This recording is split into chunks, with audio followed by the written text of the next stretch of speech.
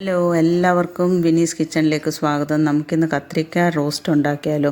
അതിനു വേണ്ടി ഞാനിവിടെ 2 കത്രിക്ക കഴുകി വൃത്തിയാക്കിയത് എടുത്തിട്ടുണ്ട്. ഇനി ഇത് മാഗ്നേറ്റ് ചെയ്യാൻ വേണ്ടി നമുക്ക് ഒരു 1.25 ടേബിൾ സ്പൂൺ കാശ്മീരി ചില്ലി പൗഡറും 1 ടേബിൾ സ്പൂൺ നല്ല മുളക് പൊടി, 1 ടേബിൾ സ്പൂൺ അരിപ്പൊടി, പിന്നെ ഒരു 1/4 ടീസ്പൂൺ മഞ്ഞൾപ്പൊടിയും കൂടെ എടുത്തിട്ടുണ്ട്. എന്നിട്ട് അതെല്ലാം കൂടെ നന്നായിട്ട് മിക്സ് ചെയ്തിട്ട് ഇതിൻ്റെ കൂടെ ഒരു 1/4 ടീസ്പൂൺ ഉപ്പും കൂടി ഇട്ടിട്ട് അതും നന്നായിട്ട് മിക്സ് ചെയ്യണം. മിക്സ് ചെയ്തിട്ട് പിന്നെ കുറച്ച് വെള്ളം ഒഴിച്ച് കൊടുത്ത് ബാറ്റർ നമുക്ക് തയ്യാറാക്കാം. കുറച്ച് വെള്ളം ഒഴിച്ചിട്ട് ഈ ഒരു കൺസിസ്റ്റൻസിയിൽ ബാറ്റർ റെഡിയാക്കി എടുക്കണം. എന്നിട്ട് ഈ ഒരു കൺസിസ്റ്റൻസിയാണ്, ഒരുപാട് വെള്ളം ഒഴിച്ച് വെള്ളം പോലെ ആകരുത്, ഇച്ചിരി കട്ടിയോടുകൂടി വേണം നമുക്ക് ബാറ്റർ റെഡിയാക്കി എടുക്കാനും. ഇനി നമുക്ക് ആ കത്രിക്ക ഇതുപോലെ റൗണ്ടായിട്ട് കട്ട് ചെയ്യണം. റൗണ്ടായിട്ട് കട്ട് ചെയ്താൽ അത് റോസ്റ്റ് ചെയ്ത് കഴിയുമ്പോൾ ടേസ്റ്റ് കിട്ടത്തുള്ളൂ.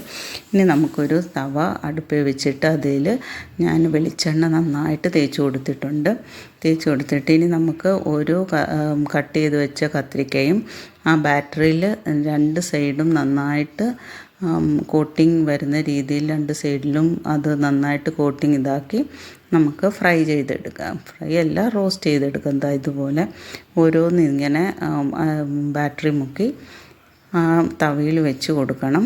വെച്ച് കൊടുത്തു കഴിഞ്ഞിട്ട് ഓരോന്ന് ഇങ്ങനെ നമ്മൾ നല്ല ഇതിലങ്ങ് വെച്ച് മീഡിയം ഫ്ലെയിമിലാണ് ഇത് ചെയ്യുന്നത്. അതിപ്പം ഇപ്പം ഞാൻ തവയിൽ ഇതെല്ലാം വെച്ച് റെഡിയാക്കി വെച്ചിട്ടുണ്ട്. നമുക്കിനി കുറച്ച് എണ്ണ ഇതിൻ്റെ മുകളിൽ ഓരോ ആ കത്രിക്കയുടെ റൗണ്ടായിട്ട് ഇതാക്കില്ല, അതിൻ്റെ ഓരോ ഇതിലും കുറച്ച് എണ്ണ തൂക്കി കൊടുക്കണം. അപ്പോൾ അങ്ങനെ കുറച്ച് വെളിച്ചെണ്ണയാണ് ഞാനിവിടെ ഉപയോഗിക്കുന്നത്. അതിങ്ങനെ തൂക്കി കൊടുത്തിട്ട് ഒരു 2 മിനിറ്റ് കഴിയുമ്പം ഇത്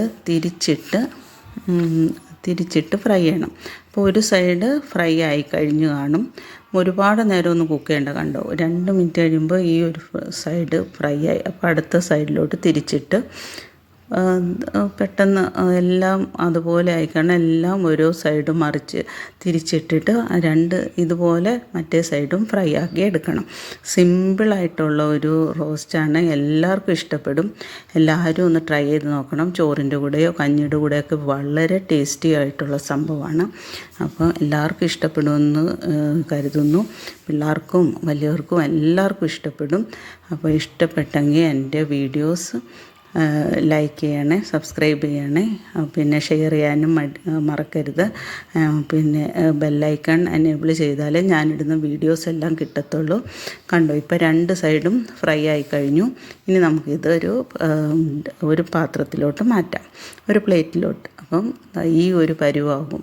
നല്ല ടേസ്റ്റിയാണ്, സോഫ്റ്റായിട്ടിരിക്കും, നല്ല രുചിയാണ്. അപ്പോൾ എല്ലാവരും ട്രൈ ചെയ്ത് നോക്കുമെന്ന് വിശ്വസിക്കുന്നു. പിന്നെ എല്ലാവർക്കും സുഖമല്ലേ? ഇന്ന് ലേറ്റായി ഞാൻ വീഡിയോ ഇടാൻ, ഇച്ചിരി തിരക്കായിപ്പോയി. അപ്പം എല്ലാവർക്കും താങ്ക് യു.